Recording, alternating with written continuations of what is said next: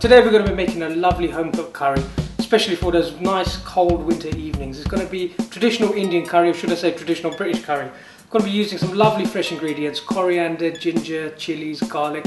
The basic ingredients to make a real good curry. Most good curries are always one pot curries. What you need is something like this: a nice, good, tested wok, just like that. A sharp knife is really important for when you're cutting your vegetables. Remember, if you're using a non-stick pan, try and use a wooden or a plastic spoon. When I said sharp knife, get one of these. They're not that expensive. You keep your knife sharp. It just means that you won't be messing around later. What we're going to do now is we're going to chop up probably about 2 nice palm-sized onions. Like I said before, this will probably feed 3 to 4 people, 700 grams of chicken. So what you do, you don't really need to fine chop them. You want to be nice and safe though, so just cut away from you. You don't have to have a really good chopping technique, because obviously you can see I haven't. Just fine enough, because we're going to put them in the electric chopper in a couple of minutes anyway. Right, yeah, I think my eyes are just about to go. Anyway, before I start crying and doing my impression of a sad song, get your onions inside the chopper. Be careful, get ready for this. We're going to finely chop them. That looks about right. So now, while you're doing all that, like I said, it's a one-pot dish, so you can easily just start cooking while you're chopping away. Let me warm this pan up. We'll get there eventually. Nice big tub of Indian sunflower oil out. Pour maybe about 3 tablespoons of sunflower oil in there. Might need a little bit more, but that's probably enough for now to get the onions going. Because we want to infuse the oil before we start putting our onions into it. So we're going to use some cinnamon. Oh, we're going to put the onions in.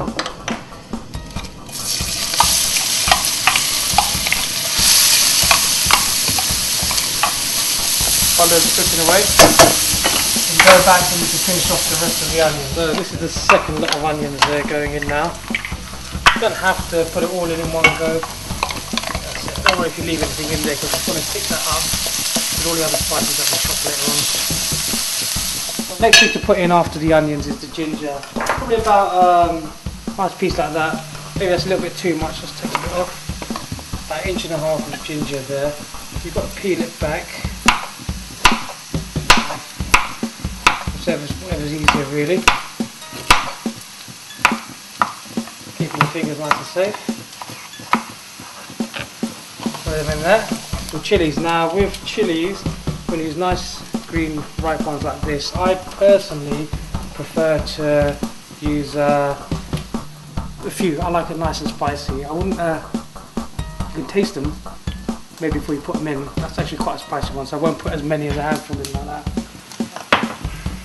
Getting a bit messy on this chopping board, I'll have to empty it in there.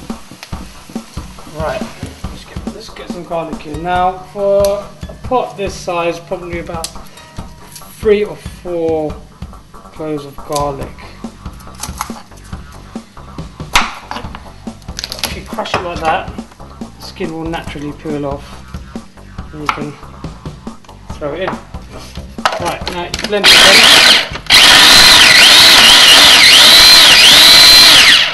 Right, let's get these in there. Okay.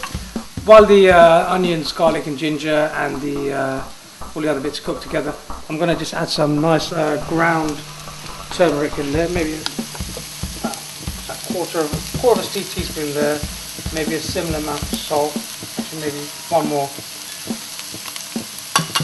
and we'll stir that in. We're going to finally chop the tomatoes, maybe 1 tin of plum tomatoes. We're going to put it inside here. You can do half a tin at a time. Right, let's get that in. The choppers are really handy too. Obviously you can see the wok and the chopper together with all the other bits. It's almost like a kit for cooking the curry, so you do really need it. Put it on high heat.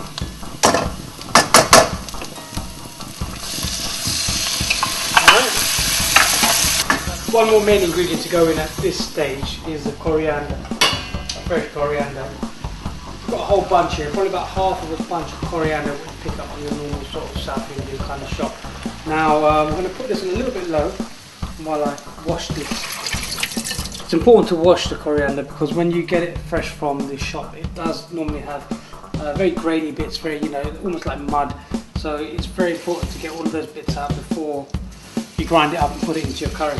So you can actually use all of it. You don't have to cut away the stalks. We'll cut away some of the rough bits.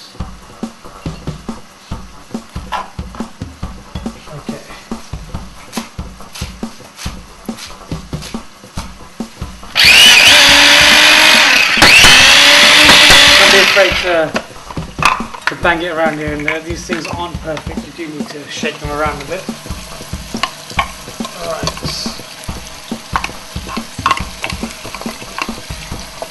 Stir that in and you automatically see the way it changes from red to almost a brown colour. I've already cut a lot of this chicken. We're going to cut them about an inch cubes. About 1 inch cubes. And now we're going to place the chicken in there.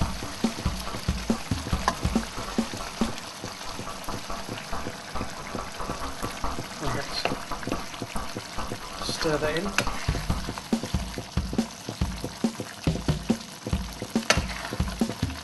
Ooh, time for a beer. Well, we're almost ready now that we've got our garnish. One final ingredient you want to add before we finish this curry totally, and it does look good, we've got to say, is about 1.5 teaspoons of garam masala there. Now I've gone for something you can buy off the shelf because I'm just taking a bit of a shortcut. Don't feel embarrassed to take shortcuts, not everything has to be homemade. So I'm just going to put this in there, sprinkle it over top. Alright, so after all that, you're finally going to get to taste this lovely little beauty. Garnish it with a little bit of chopped coriander, garlic and ginger.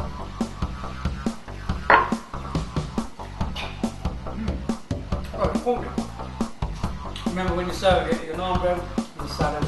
Easy food, easy eating, no fork and knife needed. Enjoy.